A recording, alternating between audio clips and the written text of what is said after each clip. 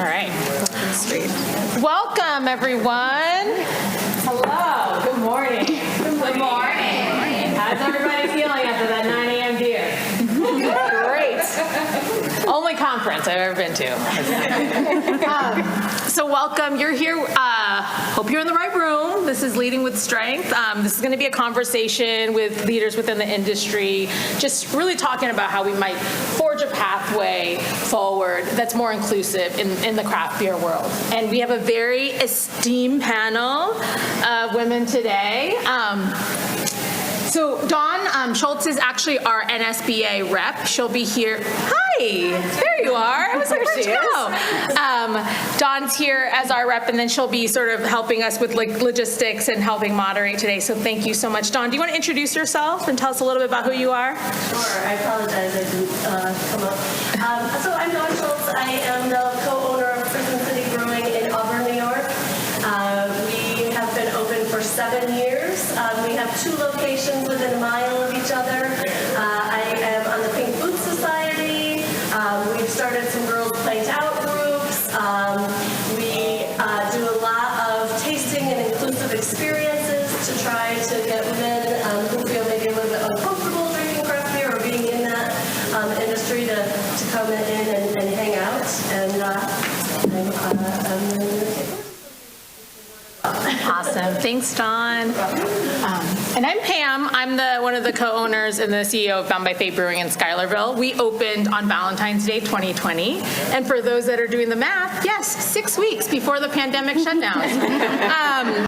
So we're a New York State Farm Brewery. We're in a tiny little village, and we brew beer styles from around the world with New York ingredients. We're really excited to be here. Along with Erica and Megan over their Indian Ladders, we helped start the Upstate Pink Boots chapter. And after 20 years in education policy, I'm really excited to be working in craft beer. All right, here are our panelists. Erica, you want to introduce yourself? Sure. I'm Erica Anderson, co-owner and head brewer at Unified Beer Works in Malta.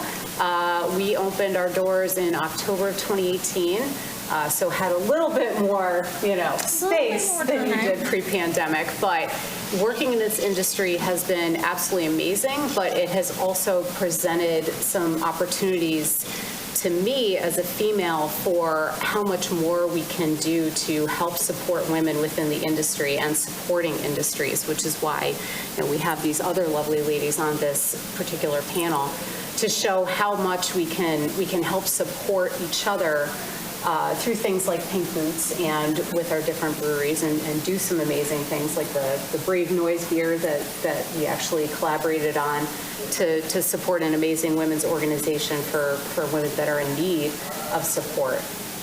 So yeah, psyched to be on the panel and excited to share some stories with you guys.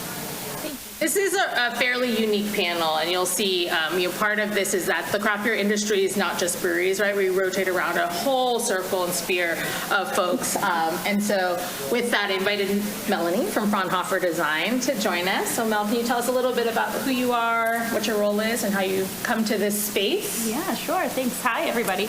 I am Melanie Fraunhofer. I run Fraunhofer Design. We're a manufacturing and design firm located here in upstate New York. We focus in this industry primarily on craft beverage equipment, canning lines, brew systems, and we can also source pretty much anything you need. We try to be this, one-stop shop for our breweries. My background is not in craft beer, as Pam and Erica have attested to, and I'm really happy to be in the industry, but it was a big shock to come, and I came from corporate America where there was a big female presence in all of my previous positions, and now I work in manufacturing. I'm the only woman in my company, and I'm one of the only women that I see on most day-to-days. And then I'm selling to and working with the craft beer industry, which also has not as much of a female presence as we're hoping for. We're getting there, but we're hoping for more. So that was a really big hurdle that I didn't know I was going to face, and I love it. So one of the things that I was excited about when I transitioned to this job was supporting small businesses. That was a focus of mine in previous jobs, and I loved the fact that I could enter this new industry and support from internally, from where I work, a small business, but also externally with all of my customers to build the small businesses in New York and beyond. We focus primarily on New York. And I have had the opportunity to also help support making this industry more inclusive through Pink Boots, thanks to Pam and Erica and Megan for opening our upstate chapter. It's this next level of creating a more inclusive industry, and that was a perk to joining this industry that I didn't know I was going to get to have. So I'm thankful for this panel and these women, and we're getting there. There's a light.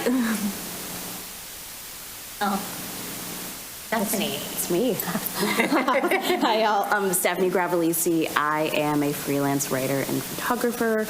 As the bio says, food, farms, foraging, and craft beer. I started off as a freelance restaurant reporter for a tiny Massachusetts paper called the Berkshire Eagle. Anybody local familiar with it? And then started covering bars and beer culture in our local community, and started kind of built my food and beer writing career from there. Let's see, some of the topics I've covered, I mean, I've got some of like who I've been published, but just some of the things that I write about, aspects of beer culture and community, always looking to, for emerging voices in the industry. And I'll say, talking about previous careers and my first job out of college was in the grocery industry. I was a grocery manager. Now I am 4 foot, like 10, 9, like I'm, but just to be, grocery industry is and CPG industries are both very male dominated industries. So being a short, non-white, person, it was very quick to kind of, all right, this is what we're doing. So in my role now as a writer and being able to share and amplify stories, especially for marginalized communities, especially Black and brown folks and folks from communities that, well, we're all sitting here, just trying to share what we're doing. I'm glad to be here and hear more about this experience. Stephanie. So part of today, we wanted to create, why are we here in this moment? I think there's a lot over the last several years as a country or as a world, we've really been confronted with lots of different challenges. As they rise to the surface, these conversations come up, and we've really been, as an industry, forced to think about lots of different challenges that have not necessarily presented themselves on the surface, that have always sort of been there. Issues of systemic racism, issues of inclusion, really calling to question, like, who are we and how do we represent the values that we really want to see put forward? And part of this panel is really interesting to talk about it because it really is about representation and voices in a lot of ways. We talk a lot about the policies and practices of inclusion, and I think about it in many, many ways. So today we're going to have a conversation and give you a little bit of context around this.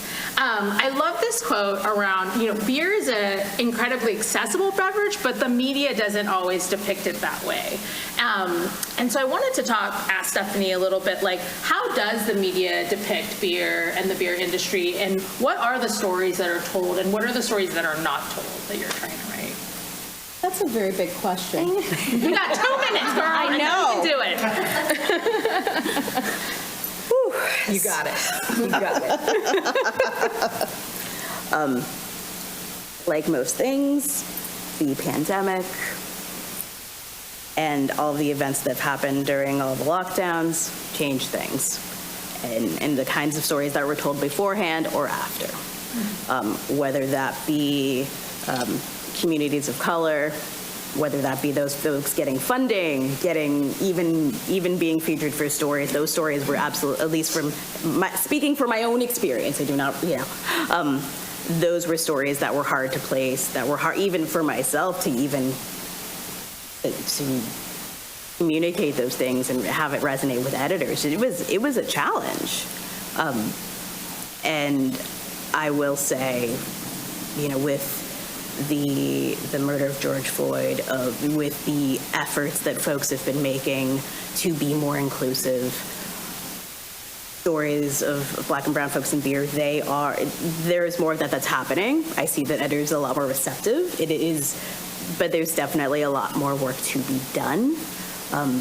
and that it's not just, hey, I'm of this marginalized identity, hey, I'm a woman, and I'm a person who identifies as female, and I run a brewery. It's like, we can do so much more with that. It's like, how many times do folks get asked, like, what is it like to be a woman? And be, like, really, like, it's like that is part of our collective experience, but also, how does that impact, how do you exist as a person in this industry, and what are the things that excite you? Like, those are, getting a little bit deeper. Those are things that I can do now, but there's a long way to go. There's a long way to go. I guess I'll kind of keep it general there. And we'll dive deep into that, as we sort of go through. This is very interesting because I think as a person of color, this resonates a lot with me, where it says it's still an industry where there's a lot of men that get a pass for being mediocre, but at best, and women have to perform their daily tasks perfectly. Mel, can you talk a little about like just in the manufacturing space where, dealing with plumbers and electricians and those kind of folks. Can you talk a little bit about like how that might resonate with your experience? Absolutely. Like I said, I have this unique perspective of sitting in these two male-dominated industries. One is a lot more established in manufacturing. It's very much an old boys club, and I deal with on a daily basis. I've been in this industry for over 4 years, and still I will walk into a room and I'll tell an electrician what our power requirements are on a piece of equipment that I sell and maintain and work on every single day. And it's, oh, no. Let me go over here. I know what it requires. Let me just fix this. And okay, you can come back to me in 30 minutes and you will be then realize that what the power requirements that I told you were correct. Just because they don't look at anything besides the fact that I'm a woman standing in the room telling them information. So that is real and alive. I think because the craft brewing industry is, I shouldn't say newer, but it's seen its bubble, its rise, its excitement more recently than manufacturing. They were held to higher standards right away, which is good, but they're not quite there. But I will say, at least when I walk into the room at a brewery, you're welcomed to be there. But you still get the question of, what's it like to be here? It shouldn't even be a question. It should just be that you are here. This is great. Let's collaborate. Let's do your part. So I think it's great that we're holding the craft beverage industry to a higher standard, and we're having these conversations because there's a lot of work to be done, and women are definitely held to a higher standard. Title matters for a woman in the craft beer industry. So this could say sales manager, and people might just walk right by me and not hear. But because it says CEO, which was made up, that was literally a made up title. I could be anything. I do sales, I do marketing, I do customer service. I keep looking at Erica and Pam because I actually work on their equipment. And so this is a made up title. Because it says CEO, somehow that matters in the craft beer industry because I have a title associated with it, which is so silly. It's not the information I'm saying. It's not the presence that I make in the room. So I'm happy to walk into a brewery more than I am to talk to my plumbers sometimes. So that's got good going for our industry, but it's not there yet. And a woman definitely has to work harder still to make her presence known than a man. Mm-hmm. Why did you say that to you? I was totally made up that title for himself too. I totally did. I don't know, does that resonate with anyone else in the room too? Just sort of feeling like you need to just be 120% all the time to prove your worth. I'm going to get to you because this one's all about ownership. We're doing the research. Actually, I didn't do any of this research. I'm telling you, my cousin Megan did all this research of the industry. So amazing.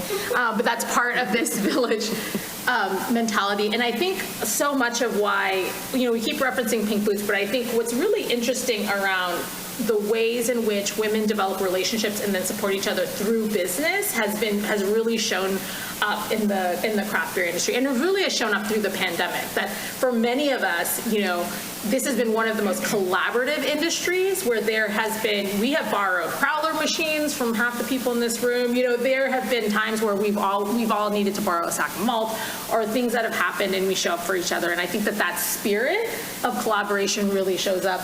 This was one of the most surprising statistics that we found around the ownership mix, that of half, about 52% of breweries are identified as 100% male-owned, but 32% are identified as 100% female-owned. But 31% is this 50-50 mix. You know, Eric and I, our breweries are sort of in that wheelhouse. And I wanted to ask you a little bit about, like, what is it like to be an owner and brewer working in partnership with your beloved?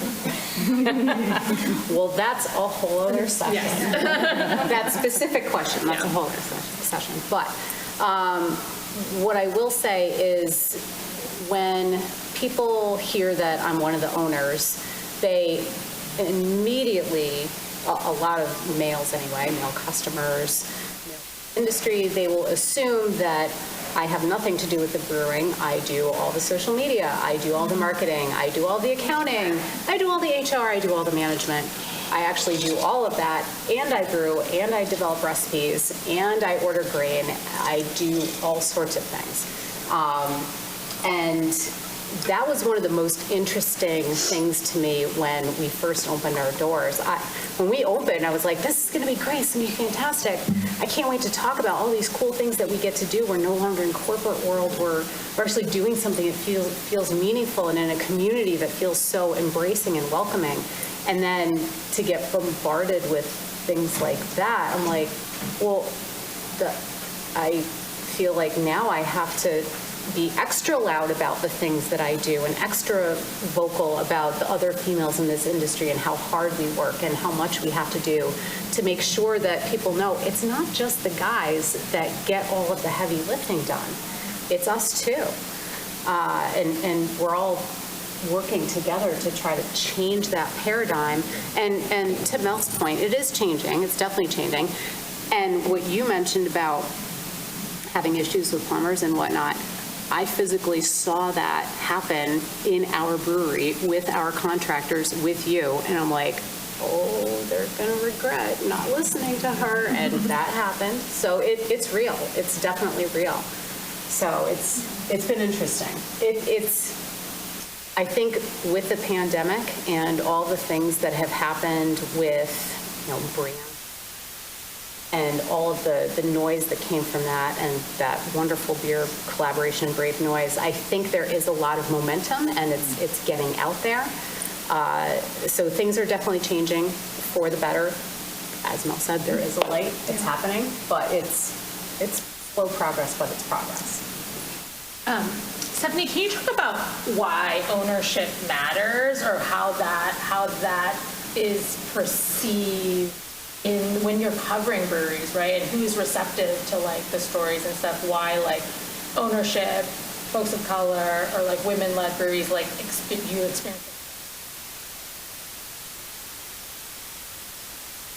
Like most things, it definitely depends. When a brewery is owned by, perhaps co-owned, I don't always get both voices. It's kind of like, oh, well, you can do this and you can do this. But I think for folks who are where there are multiple owners, I think that's always part of the experience, is having both voices there and contributing to that experience. Mm-hmm. I think I guess as a reporter, it's a richer experience to have both of those voices in place. In some instances, one of them will say, oh, well, I'll do it. And it's like, wait a minute, what about that person over there? And I'm not saying genders, but we're here, and, Mm-hmm. But it's... Do you mind kind of restating some of there was... I also asked a really weird question. It's okay. I was thinking about ownership and representation, and how does that matter in terms of coverage for you in your experience, or does it? If I'm looking to dive into a topic that is, actually, I'll reference a piece that I wrote about almost 2 years ago, for Wine Enthusiasts. It was about Latinx women in beer, who owners, if you're working production. I looked across the country. Most of my sources were on the West Coast, and it wasn't until at the end that I saw, that there were folks, at Other Half and folks on the East Coast. But that was, and looking at the small percentage of Latinx folks who own breweries or even are leading breweries, I was like, are you just that they had access to have that information online so that I could find that information? Like, it was just, that was an opportunity that was hard to pull together because there wasn't space and community that existed nationally that I could easily find those voices. So I guess if that was kind of, and so it was really through networking and community, and I'm just that I was able to pull those things together. I'd say that kind of in general, that's an example of where it was a challenge, because not only is that a small percentage, the roads to finding those folks was difficult. Yeah. So. Who is production staff in the room? And anyone's working front of house? That was an interesting, we've talked a little bit about how representation and how there is a varying level, and we'll go into, we've been sort of setting the groundwork around the context and challenges, and we'll talk a little bit more about how might we create a more inclusive culture through policies and practices. And I think representation does matter. And I'm looking at Lynn. What's it like for you working in production back there? It is a challenge. Back there, you find your ways around it, but it is not just females, but then in stature and size. My coworker who is male is pass on me. Let's be fair. Alex has superhuman strength. He's different from a lot of people, so there is that. For his side, but you have to work to find your ways around it, and I have found my ways around it. Some days often they would look at us, but at the same time I get the job done. So yeah. Erica, what brought you into, on the brewing side? Why did you want to open a brewery but also be a brewer there? I think as part of my personality, I've always liked getting my hands dirty. I've always liked doing some of the heavy lifting. I've always liked putting myself up to mental and physical challenges. And I think it was important to me when I had actually purchased my husband a home brewing kit for Christmas, and then we both brewed the beer, and I loved the process, and I wanted to do my own stuff. I decided to split off and do those things on my own. And it was important to me that I be able to handle my own side of our beer portfolio. I wanted to be the one that was graining out. I wanted to be the one that was mashing in. I wanted to figure out all of the salts in our water and all of those things. And it's a sense of pride, honestly. And I felt that I didn't realize how important it would be to talk about that until we opened our doors, and I learned how naive, for lack of a better term, a lot of the general public is that consumes craft beer is about women in beer. And through doing more things like this, I've found it more and more important to vocalize how much we do and how we are really equal within the industry. We might not have superhuman strength from time to time, and that's okay. We can ask for help when we need it. But being completely shut out is not cool. That's not an option to me. So this is a 1-hour session. Let me just manage everybody's expectations. We're not going to solve all the world's problems, but really start a conversation around it. And Erica's very modest that she is also an award-winning brewer, and her sours are badass. And I think it's interesting because sometimes you think about the physical limitations of one thing as being preventative to entering the market. So talk about, like, as you have women in production and you're obviously at the back of the house, like, where do you see that as a barrier, or like how have you made different accommodations and or made policies around the way that you work to encourage more women back of house there? So honestly, I personally don't look at things as a barrier. I look at them as a challenge. All right, how are we gonna break this one down and move past it?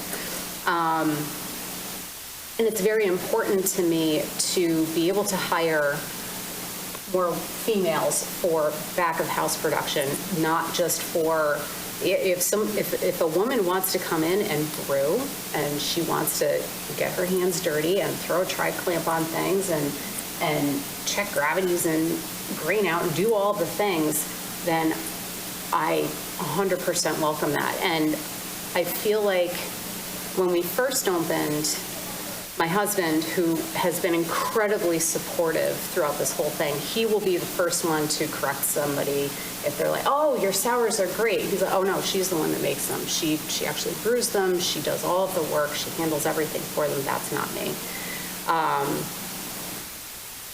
There was a bit of a shift that I had to work on in his brain too when we first opened. He was very assuming that men had to do all the stuff back, except for me. For whatever reason, well, probably because he knows better, he was totally okay with me doing things, but when he was thinking about hiring somebody to help out with production staff, he always gravitated toward men. And I wanted to help break that mold because that's not necessarily always going to be the right candidate just because of gender. So I've definitely tried to influence that within our brewery.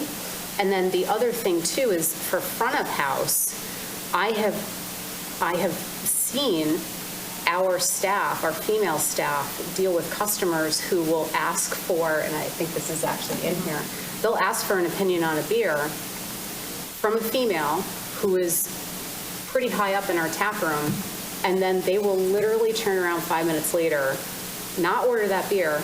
They will ask the guy that's working, who's been with us for maybe a couple months, and they'll go with whatever beer he suggested because women don't know anything about beer in that general consumer's mind, which is extremely frustrating, but we are also trying to educate our staff on how to really approach those situations. So it's really about teaching the men in our lives how they can better support us. And so instead of that male bartender just going ahead and getting the beer, we actually encourage them now to say, well, so I actually default to her because she actually has Cicerone training.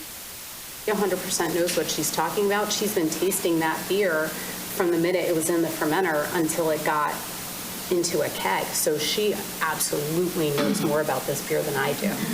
And it's all about the education, and it's all about how you go about saying that too. It's, I always like to say, light, not heat, right? So it's hard to not be challenged and get frustrated and defensive when things like that happen, but it's an opportunity for us to make it better. And when you approach things with a little bit of education and a little bit of light, then I think it does help to open people's eyes.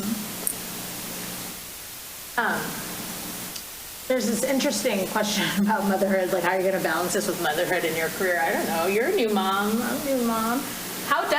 Let's think about the real challenges of like leading companies and balancing, as we all have, like with how that experience was for you as like a new mom Oh man, that again, another session of just about being a mom and and having a job. But yes, I became a mom in the last 11 months, and it's hard. I mean, obviously it's hard, but this is an industry that isn't just 9 to 5, so that is a challenge to women, because a lot of times my husband's in the room and he is a co-parent and amazing, and he has stepped back from work to watch our son just as much as I have, so I'm not speaking there, but in general, a lot of the people I speak to in this industry, it falls on the woman to stay home or whatever childcare situation people have. And this is an industry that's not 9 to 5, and that makes it really difficult. So to work front of house and have a baby that has to go to bed at 7, or brewing starts at 5 a.m., that is difficult to get someone on the school bus. And so that generally in most families probably falls on the female. And that's right there. Okay, I can't take that brewing job because I can't come in at 5. So instantly it's a barrier, I think, to a lot of people, a lot of women, and that I was really fortunate that I could bring my son to work. I could work from home. Breweries like babies. I bring him with me on sales calls sometimes if I had to, but I can't imagine wanting to make a career in the front of house or back of house and just not be able to because of the schedule. So that right there is tough on this industry for women. In the last year, we had there was with Brianne's post and coming to light, really surfacing the issues around harassment. Like, what I appreciate about this and how hard it was for the industry to really face this, because I think for so long we're like, oh, this is amazing. We're progressive, we're inclusive, we're collaborative, like we're craft beer, we're amazing. I think it brought to attention a lot of things to the surface that were really hard to face. And I think we're all still grappling with that now. And particularly around, like, I would say we can control some things within so to Erica's point, training and culture and policies within your brewery. But what I find is the challenge is actually within customers and in front of house, right? That's a much harder nut to crack, so to speak, around how might we shift culture broadly or set expectations for customers, particularly in an alcohol industry, around like some of these issues. So Stephanie, I don't know if you've covered some of this, but in thinking about this, like, what are you seeing out there as some of the more, some of the ways in which folks are trying to get a grapple around like harassment and assault in the workplace in the industry at large, and specifically with the front of house customer facing? I will say that what I've seen, that some breweries have, keeping the process very clear and providing language for folks. If someone's on the floor and dealing with a customer, and if there isn't training and understanding of language, that those folks are not given or not supported, or not given the tools to deal with these situations, then it's gonna 9 times out of 10 result in extremely, how to diffuse or how to deflect or how to pull in folks. I am seeing some spaces do that, and I do cover restaurants and do a lot in the restaurant industry in general, so that's where some of that is a bit mixed in as well. I would say that regarding the harassment piece, I think it's a loaded topic that I don't think one sentence can kind of pull in, like, what are the things that folks are doing, like, that can help. But at least specifically to that customer service piece, if you don't have the language and you don't have kind of the tools to be able to know when you can pull in support, that's going to be a surefire issue. So I think I would point to that as the thing I've found. And I think stemming off of that, coming from a place that we happen to be 50-50 now, and as you guys are, and we have team meetings and we encourage our staff to, if they hear one of our female staff being harassed or they hear a customer being harassed, we have their back. And it's so important for them to know that it's okay if we get a shitty Google review or some cranky person on Untapped or whatever. If you actually protected somebody from being harassed, that's 100% okay, because we do not tolerate that in any way, shape, or form. And it's almost easier because we do have female ownership to be able to do that and say that. And I think that's one of the most important things, hopefully, that's going to come out of this session, seeing all the men in the room, is being able to have the power, knowing that you have the power to do that and support your staff and say, you know what, I have your back. I'm going to protect you if you protect somebody else that's on our staff. Obviously, ownership can't be there 100% of the time to watch everything that happens and deal with customers when they become unruly or they say something harassing. So coming from the top down, and especially for those male-owned, because I think females are always going to be the ones that, but I think most of the time are going to be the ones that will take that lead. And so I think it's very important for the men in the industry to know that they need to be doing the same thing. That it can't just be us. You can't just wait for that incident to happen and then deal with it after. Be proactive, train your staff, let them know that you have their back, put procedures in place, do a code of conduct, cover your bases, and it's got to come from the heart too. What about folks in the room? Like, what are you seeing as like a promising practice that you're doing in your own breweries to mitigate, to deal with and address sort of some of these issues of harassment?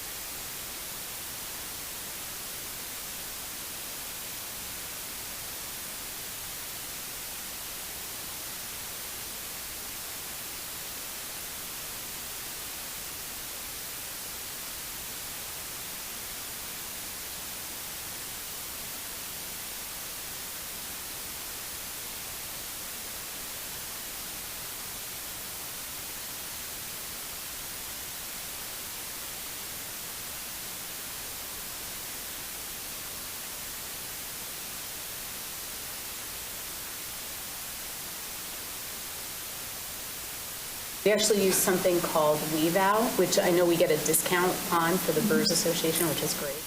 And they have the same thing. Plus, they have sexual harassment training, which is fantastic. So it kind of packages all that stuff together, which is really nice. And it accounts for customers, too. So you can put a QR code out there. So if a customer is actually being harassed, they can actually anonymously report that, and then it can be addressed through them, which is wonderful.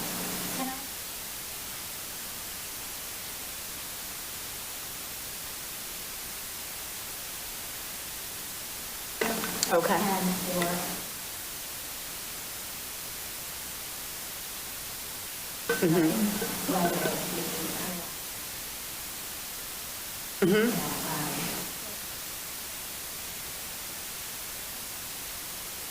It does. Yep. 100%. Yeah. And even the training is beyond sexual harassment. It's all sorts of harassment. So yeah. that was like, Yep. Yep. Anyone else want to share something you feel like your brewery is doing?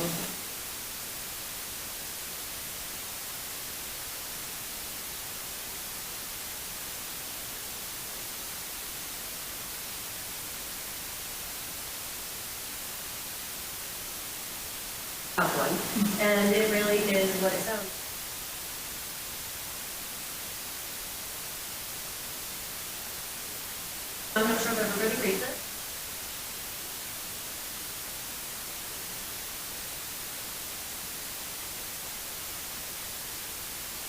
Dr. Jackson?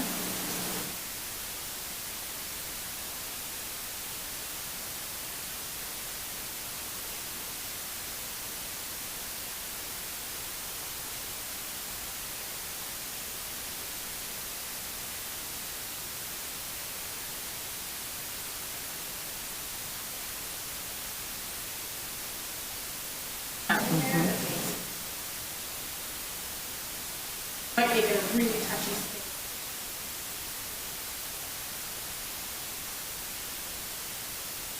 I've seen some breweries.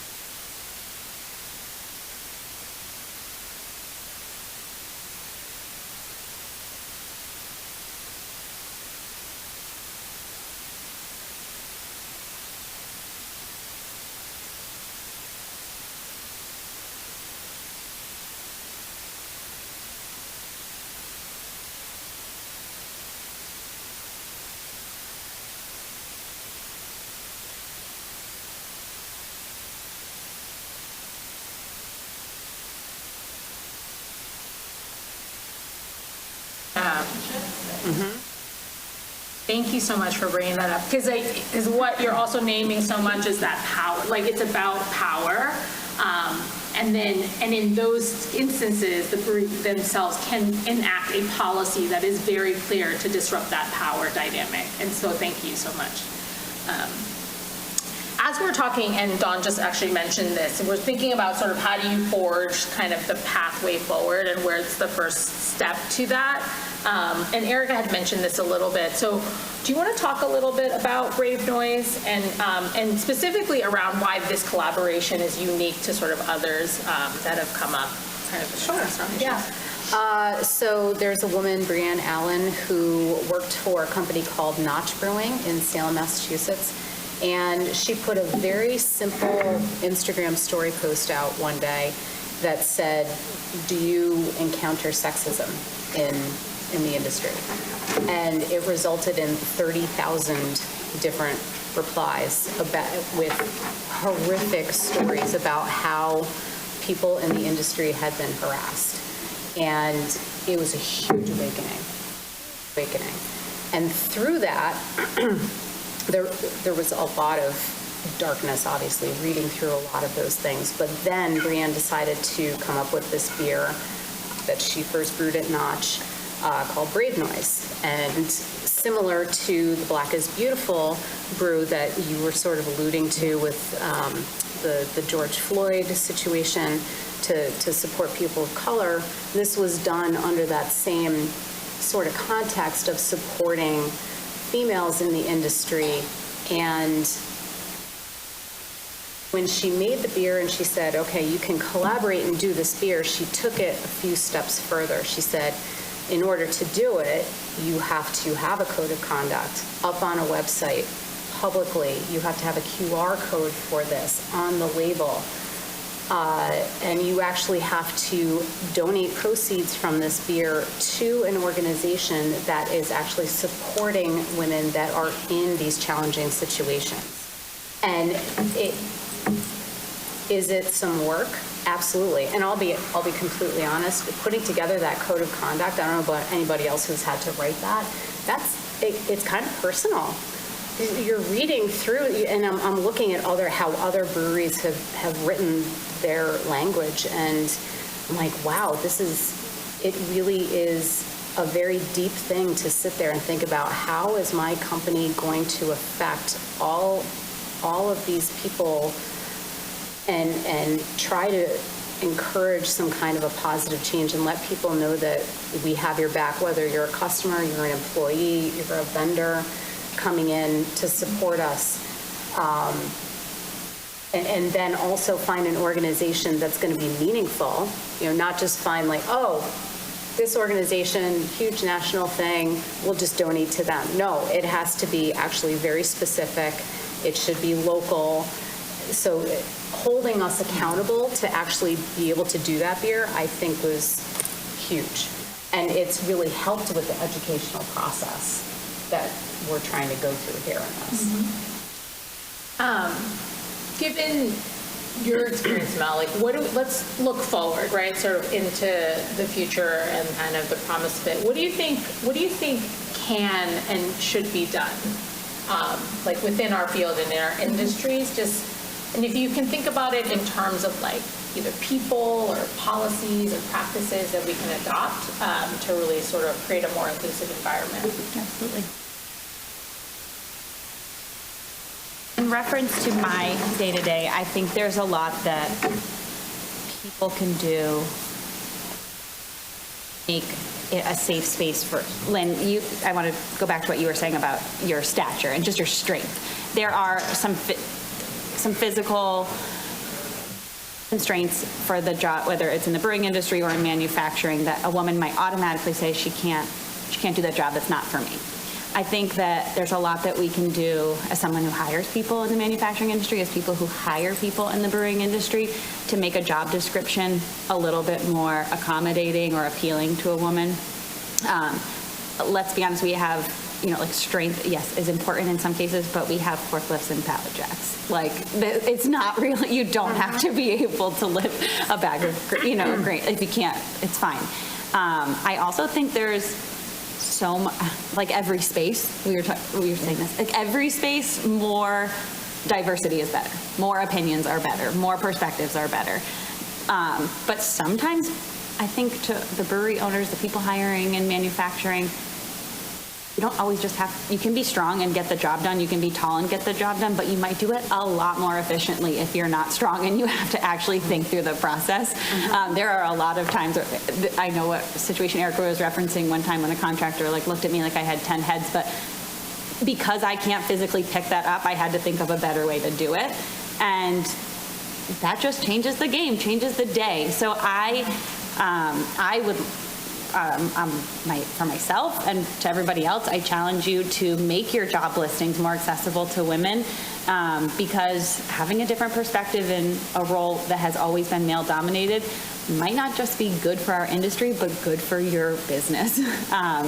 And the more women that we see working, keg washing and brewing or fixing equipment and providing maintenance, more opportunities we have to highlight women, the more opportunities we get to showcase it, and it snowballs into the light, not fire, light, not heat. It's a positive spotlight on what women can do, and hopefully we can change the industry into the more women you see working behind the bar, behind the glass in the brewery, the better. And so I think it's really important that we look at more positions that women can fill, and not just because we gave them a chance, because they would actually do it well and better.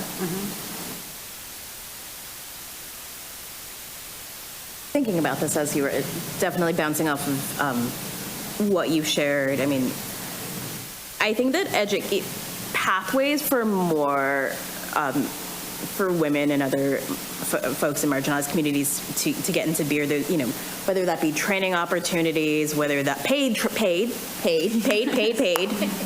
that's training opportunities, whether that be, there have been a lot of initiatives, the Road to 100, if someone wanted to learn to get their certified beer server, or the Michael James Jackson, for brewing and distilling, there are opportunities like that. But even in your community, if there are opportunities to, create your job listings that are more inclusive generally, but also thinking about when you're promoting, how can you be more inclusive in your language, that it is, language, whether it's, I'm going to say something that boys' clothes, things, that language that is very sort of gendered, that beer is really, there is a beer for everyone if they partake. I mean, now there's folks who don't partake in alcohol. There's the categories opening up. There's so much more opportunity to bring folks in, and having those pathways. If they come in, they enjoy a beer, they get to talking to somebody, they see someone who looks like them, they get that conversation. They're, more and more and more, and they and may end up working there or may end up going into other parts, but just being open to all of that and giving your team the tools to either respond to those conversations or have their back if the conversations are not as helpful and not as pleasant, I think is important. Yeah, I'd say generally, but again, we only have. Just the start of the conversation. Yeah, absolutely. Absolutely. Erica, same. Like, what do you think? So I think it's tremendously important for women in the industry to self-promote, and not just within the industry and to their peers that they see day out or at things like this, but outside the industry. Brag about the cool things that you're doing within the industry to your friends and your family, people that have no idea how beer gets made or how anything happens within a brewery. Let them know that you were part of making that happen and what they can do to help support you in the general world. I think things like that are absolutely huge, because the more support that we get from outside, the more it helps really encourage people on the inside to help flourish. I wanted to actually speak to that because I think the idea of community, and especially when you don't have the words to understand, how do I navigate this situation? And some, like, obviously, if the calls are coming from inside the house, how are you going to navigate and get that language and understand if you have access to other, women who work in production or other, build, if you're able to have community or have space for that. They're going to help you promote. There's like, why aren't you talking about the beer you brew? They're just like, kind of gassing you up and helping you promote yourself, but also navigate those things together. And I would say that, finding those situations, I will even say as myself, y'all know there's a beer writers guild, right? Like, there's an association for beer writers. And as an example, I guess, for myself, I was writing about beer in in Western Mass, and my, my own little, not knowing any other beer writers until I got onto Twitter. But once I joined the Beer Writing Guild, went to one of the first sessions virtually, I'm just like, all right, I don't know anybody, but, there were folks who not only were, allies and saying, hey, I know you write about this thing, like, here, let me put your name in for this, like that. Folks brought that, that sense of community grew, and when I ran into issues, I was able to reach out to them and say, hey, how would you handle this? And again, building those bridges in community, and promoting yourself. Like, if there are folks that write about the industry or even your local, brag about that. Like, if you're able to build those relationships with your local reporters and media, that is also a way. If folks, if I knew that there was, for a story I'm covering on a very specific topic, if there was somebody who was right down the street from me and I don't know, that's, that would be a shame. I understand not everyone has access to PR budgets and things like that, but us as writers, we need to be more accessible. We need to be able to have that door open so that folks can introduce themselves and you can build those relationships over time. So, and when folks see that in media, that is somebody who may have not walked into a brewery, that may make them, that may make a woman or someone of a marginalized community be one step closer. Again, that could be, a whole nother session, but just... What's so great about the Pink Boots Society? I mean, it's a platform for women to shine in this industry.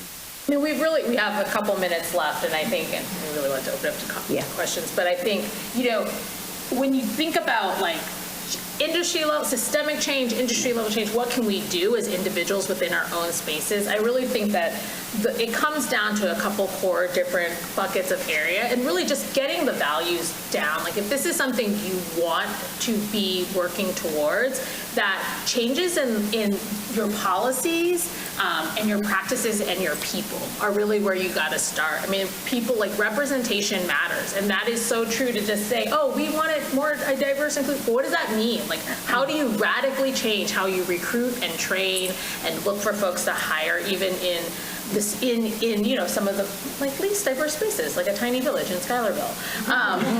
Policies are really important, right? How do you contract? How do you write these values into your policies and your procedures of operations so that you are taking an eye and a mind to that?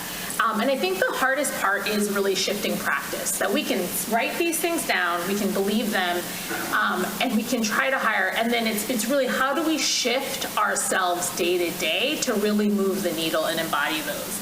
And I think those are the questions, you know, that we all can sort of leave and assess our own organizations and our own daily like responsibilities and try to figure out how we can move the needle in any of those ways. I just want to thank our panel because I know that I did not prepare them and they did such an awesome job.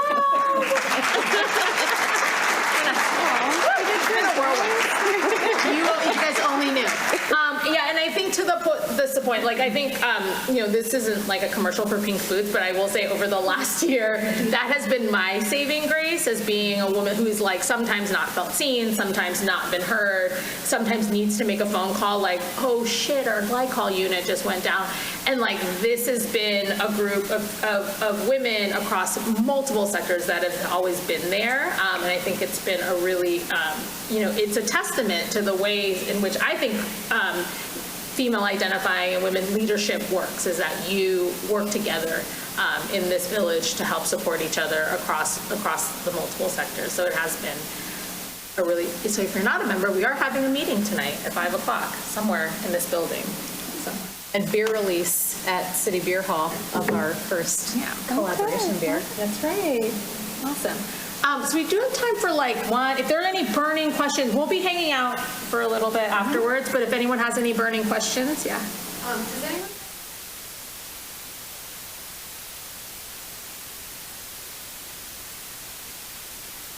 Yeah. Starting place.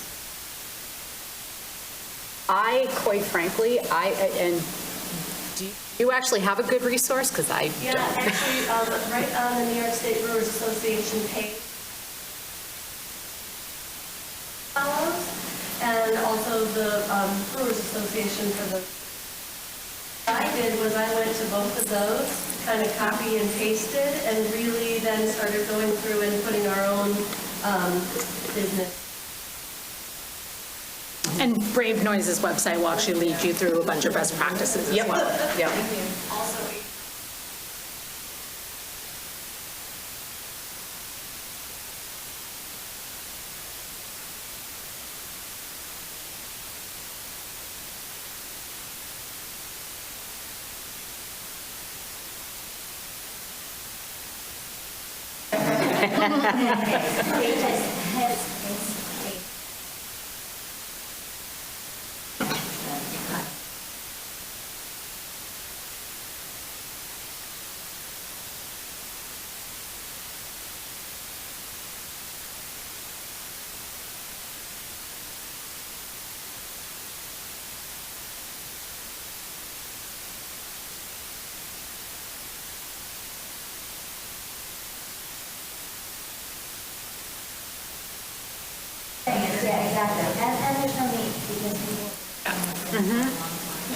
It's a great point about small business because most breweries now that are open up are small businesses. We don't have HR. I'm looking at my HR department. She has 18 other jobs. We don't have that, right? But you don't have to reinvent the wheel. I think it's also amazing to be a small business owner now in the industry because there's so many resources online to get started. It doesn't have to be an insurmountable task. Yep. So I feel like when we get like a lot,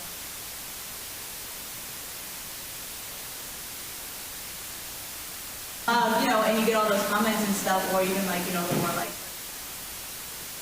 what, like, does anybody have like any good comebacks besides just smiling, laughing it off? Because that's what I feel like a lot of times.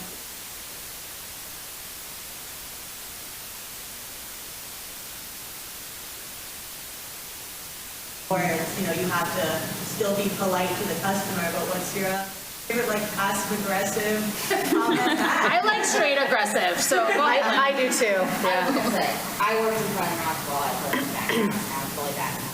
My favorite line when I would get questions.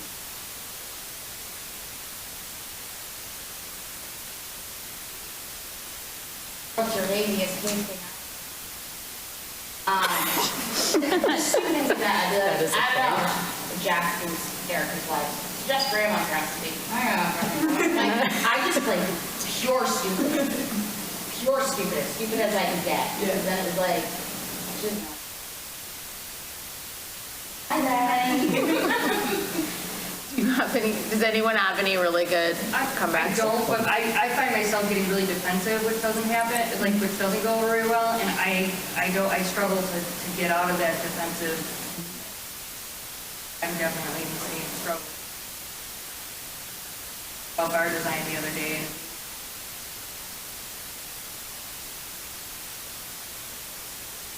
and I'm getting heated, you know, and I don't know how to, like, turn that off. Yeah.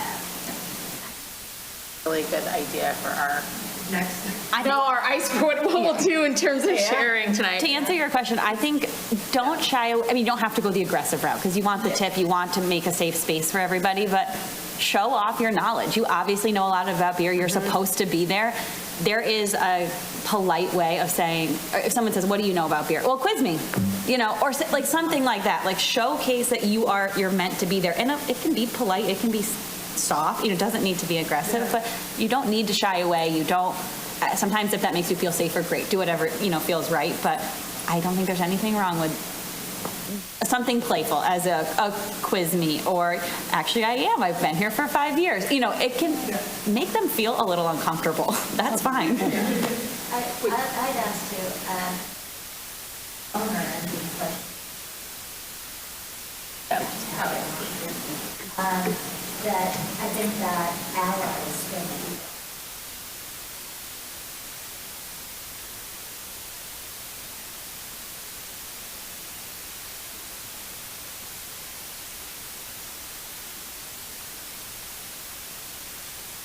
That stuff is probably the changes.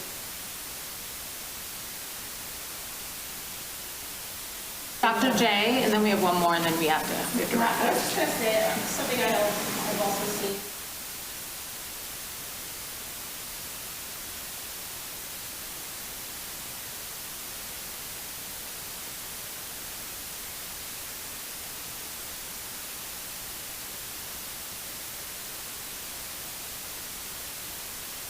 Literally no discussion.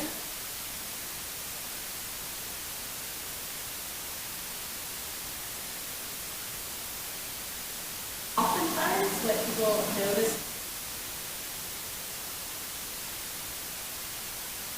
And it actually like made them.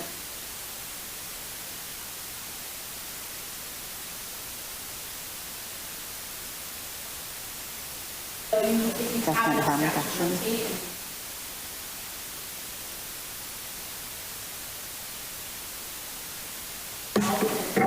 it's a comfortable way.